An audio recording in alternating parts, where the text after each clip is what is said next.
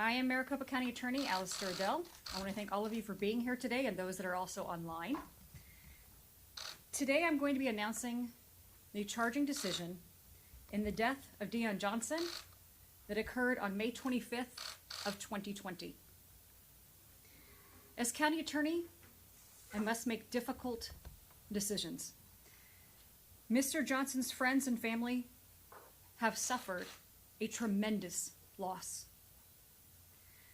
I know they grieve for the death of their loved one, and there is nothing that I could say or do today to take that pain away or that will change that. Please know, these decisions are not made lightly, and they are not and never will be made in haste or made without empathy.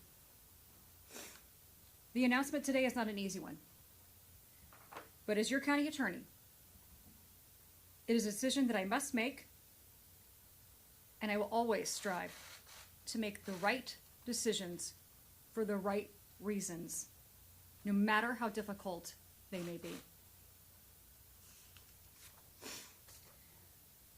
One of the most impactful things that government can do is to charge somebody with a crime and take away their freedoms.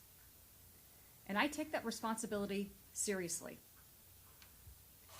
In discussions about police brutality over the last several months, I've heard it said that prosecutors will not charge police officers.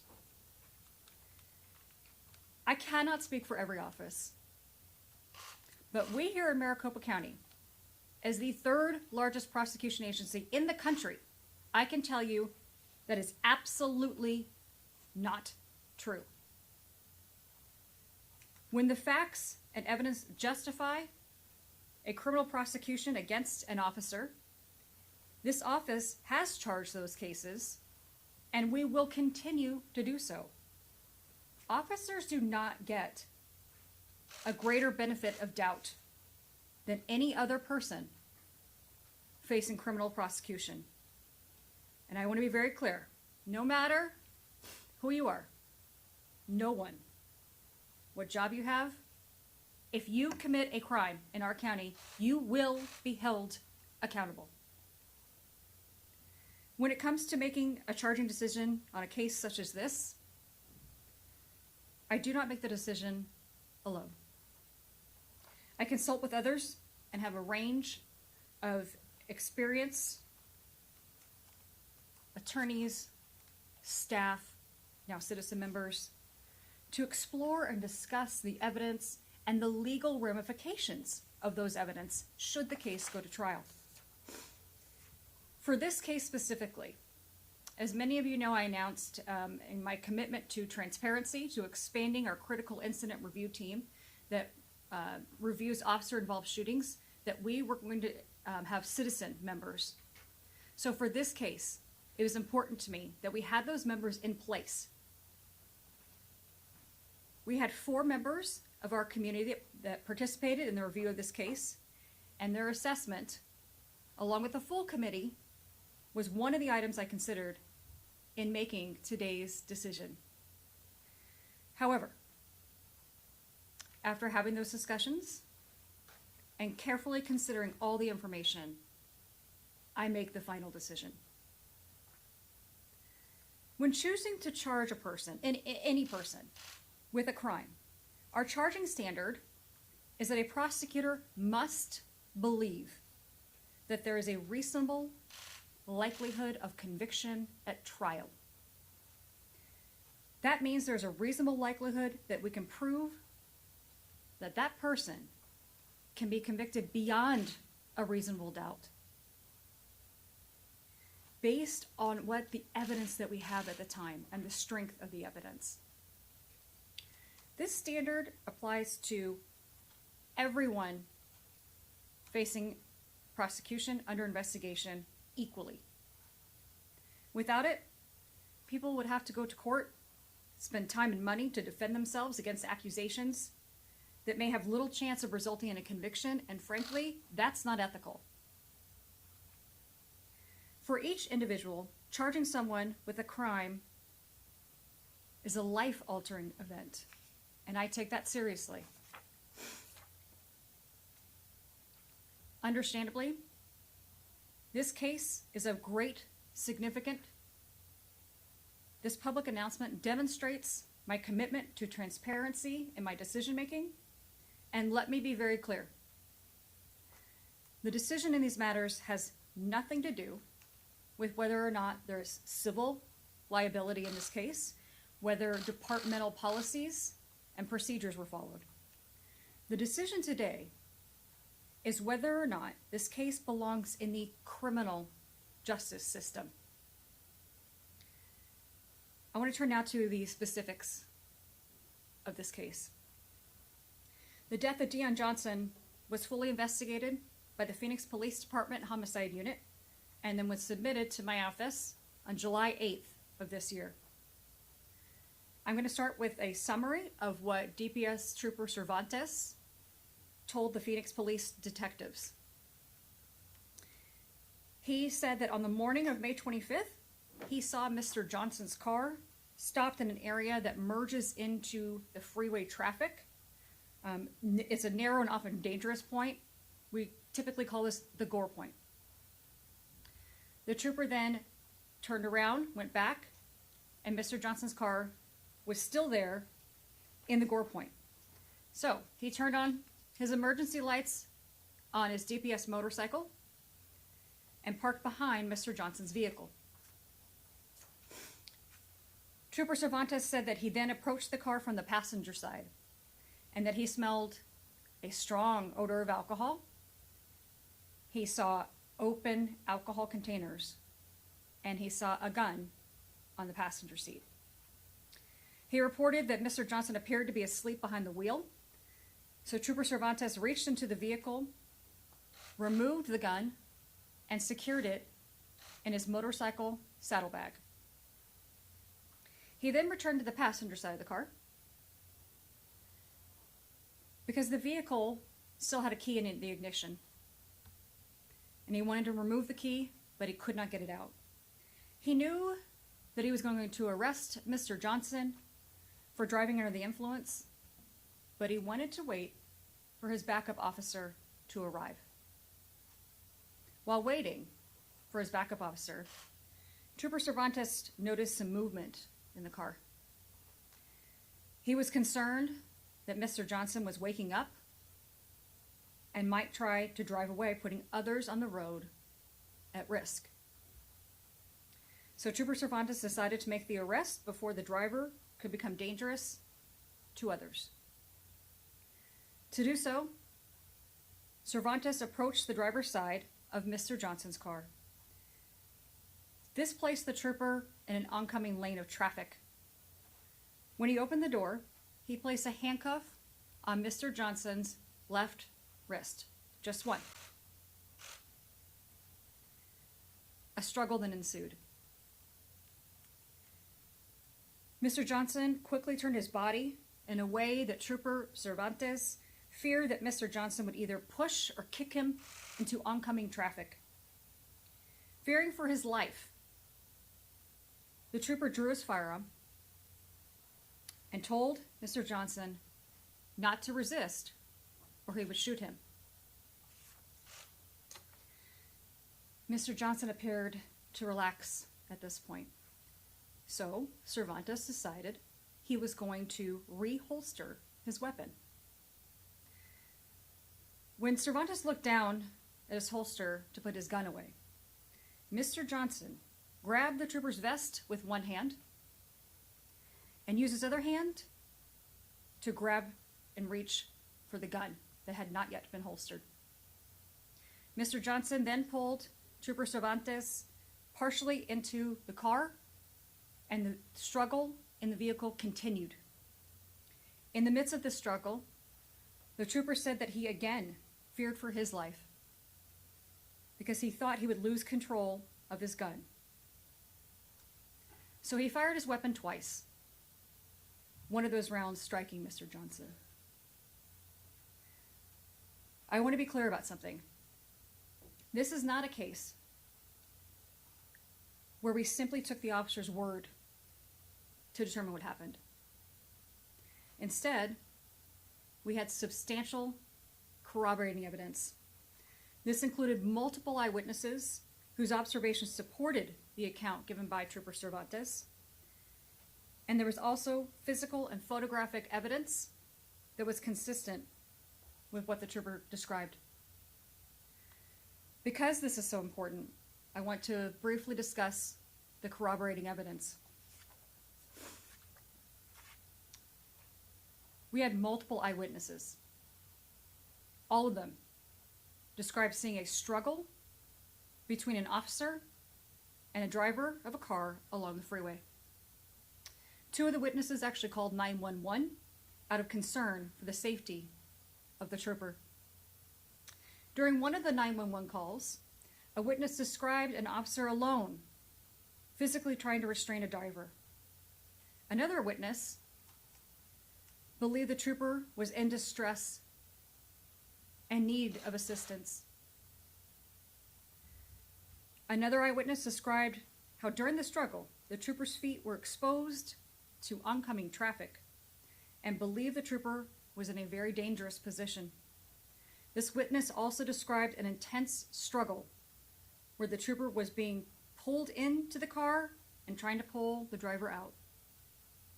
Finally, there were two additional individuals who witnessed the incident from the Arizona Department of Transportation's Traffic Operations Center, and they too corroborate the sequence of events as relayed to Phoenix Police Department by Trooper Cervantes. According to police radio communications, immediately following the shooting, Cervantes called for emergency medical services. And the backup trooper he had called for arrived within moments of the shooting. The backup trooper also called for the fire department to respond. Both troopers moved Mr. Johnson from his car and rendered aid to him. Even though they rendered aid to him, he unfortunately died later of his injuries at a local hospital. Today I want to comment on the fact that neither of these troopers who responded to the scene were equipped with body-worn cameras. As county attorney, I believe this is a matter of public concern. I fully support the mandated use of body-worn cameras on every officer in uniform that is in the field. While there are challenges associated with the costs and deployment, these are challenges that must be addressed. When trying to determine what happens after an event like this, ending with the death of Mr. Johnson, more information is always better. Better for prosecutors, better for the public, and better for anyone who is committed to keeping our community safe. Given the importance of these types of events where life and death decisions are made, having this additional information for those of us who sit in judgment of someone else's actions is just good public policy. It is time for stakeholders to come together to make body-worn camera deployment a reality across Arizona.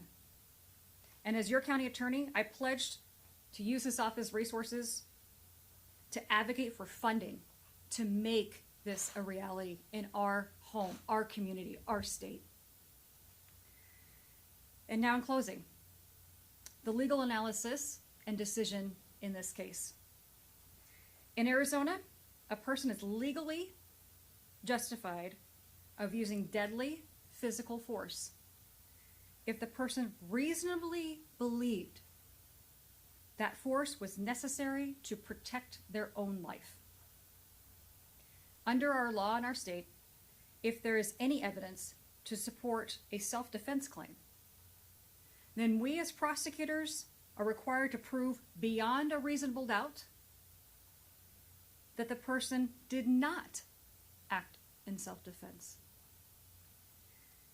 And that is something that just cannot be done under the facts of this case.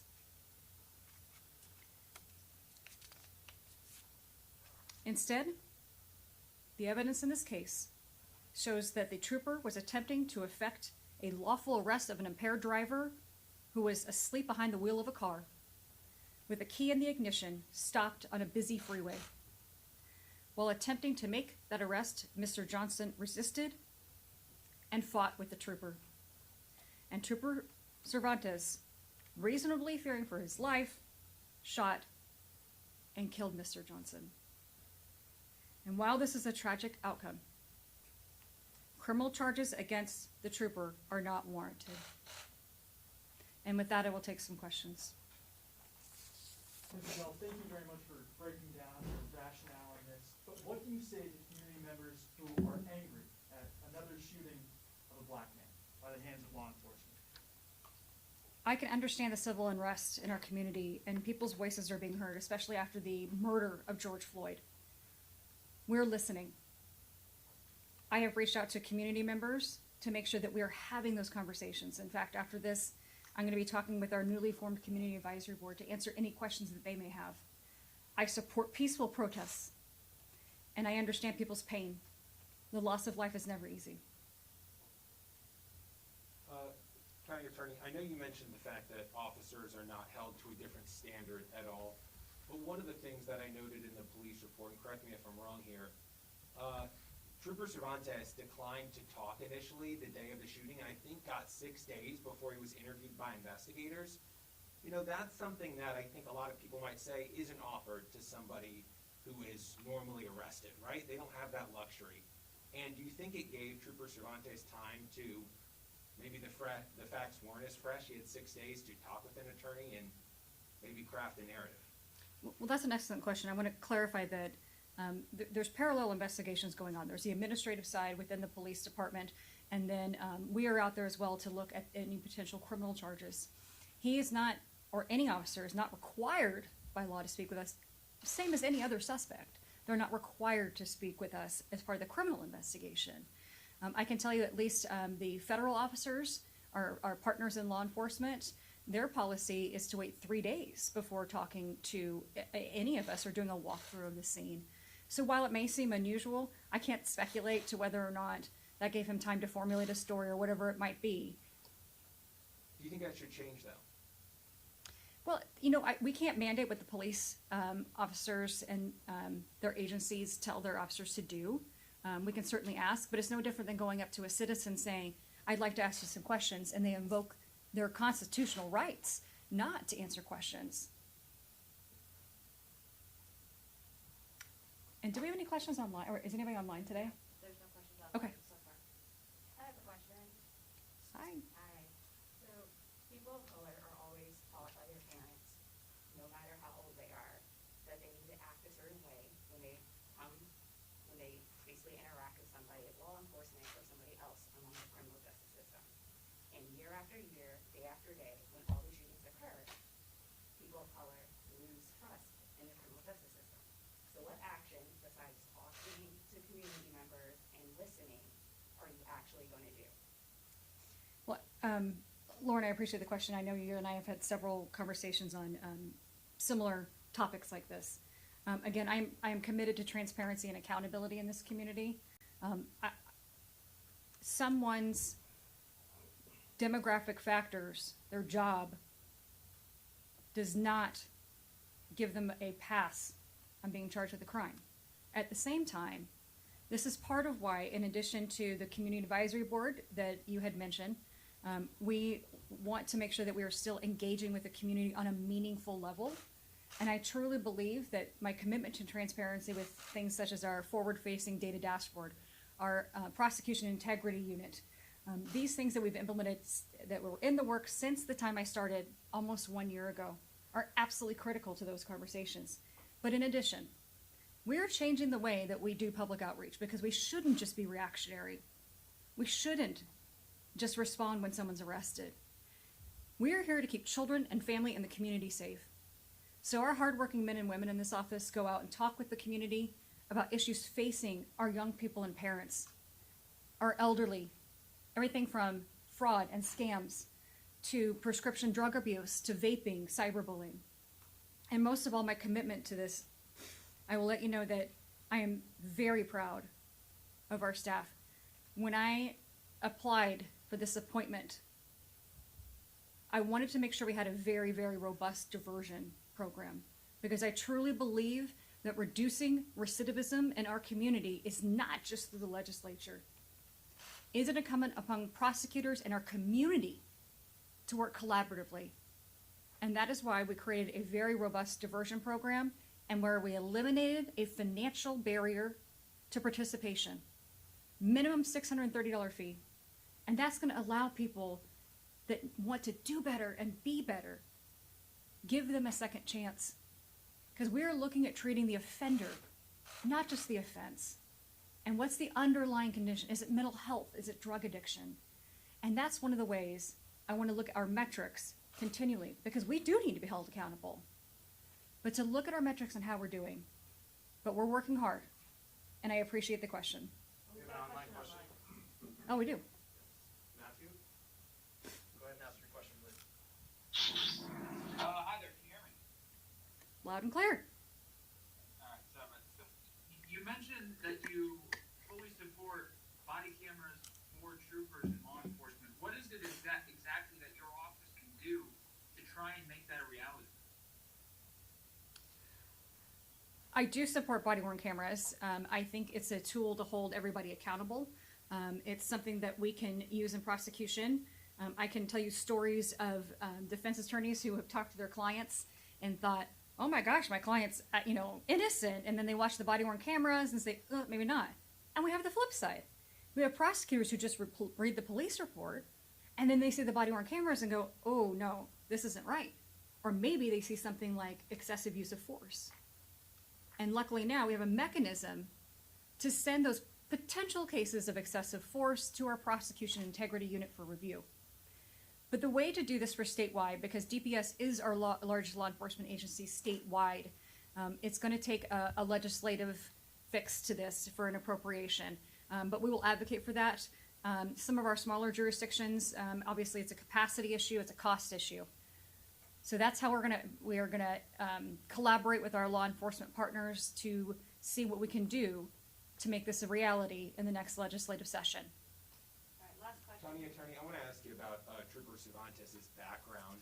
He's got a substantial disciplinary file, and one of the things in it is he tased his own dog using his department taser. Did you factor in his background at all into whether, because like you said, there's no body camera, Mr. Johnson is deceased. Right. And while there are witnesses, they were speeding by on the interstate. So it's really Trooper Cervantes' word. How did you factor in his disciplinary file? So we did not receive an official disciplinary file from the Department of Public Safety. However, you can just Google Mr. Cervantes and see the history there. But his past, along with the decedent's past, were not taken into consideration at all for either of them. So, and I think we're out of time, so. Would you like to have seen that from DPS? I don't know that it would have changed things or not. I think, again, we make our decisions based on what the facts and evidence is, so that we're not prejudiced by someone's history when making those decisions, whether it's to the benefit of a victim, a suspect, or otherwise. In this case, it seems like the body cam wasn't really the factor with the evidence, because there were so many witnesses and even some officials that work on the state transportation. Well, it certainly would have been helpful to have body-worn camera footage in any case, but we simply didn't have that here. So we went off the evidence that we had before us, collectively with our critical incident review team, to make the charging decision that I ultimately made. And I thank all of them for their service. These cases are not easy. I know, do you do these in batches? I know a lot of people are wondering about Ryan Whitaker's case with Phoenix PD. The Ryan Whitaker case is still under investigation. I asked, because of the community interest in this case and Mr. Whitaker's case, to prioritize these, but often these take time. This was actually remarkably quick that it was brought before the committee, but I know that when there is public interest, we try and prioritize them, but they're not necessarily in batches, but we do have a team of people that work on them, and then the committee meets and they bring them to my attention. All right, any more questions? We have time for one more. All right, thank you, everybody. Thank you guys for being here. Stay safe. Be well. Thank you.